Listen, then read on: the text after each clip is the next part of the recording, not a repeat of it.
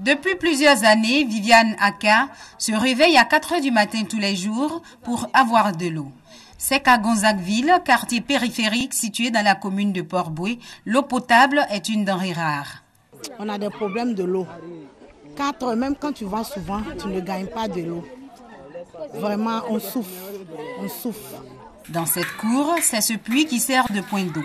Potable ou non, les habitants n'ont pas le choix, ils doivent s'en servir. Ce puits-là, c'est pas bien à boire. On prend pour préparer, mais on ne prend pas pour boire.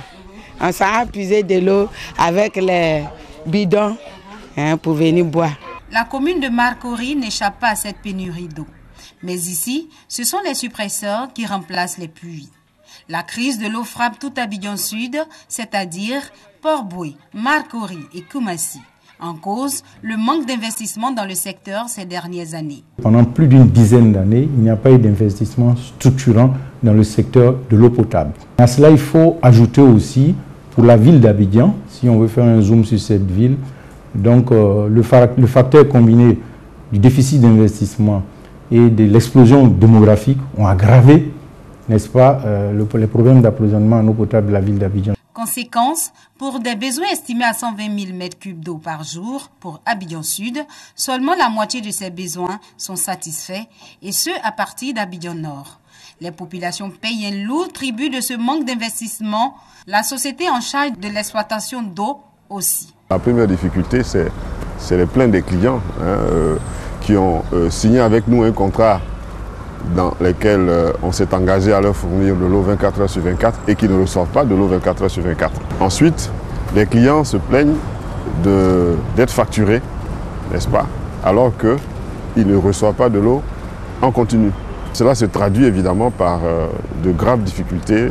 Nos collaborateurs ont parfois du mal à exercer leur travail sur le terrain. Impossible pour les agents de la SODECI de procéder au prélèvement sur les compteurs et de faire l'entretien du réseau. Conséquence, le ratio de facturation est passé de 80 à 71%, ce qui représente un manque à gagner de 6 milliards de francs CFA pour l'année 2014. L'État à qui incombe l'investissement dans le secteur a pris à bras-le-corps la question de l'eau. Une station de traitement d'eau a été construite à Beaunois. Le président de la République en ouvrira bientôt les vannes pour soulager les populations d'Abidjan Sud. Une nouvelle bien accueillie.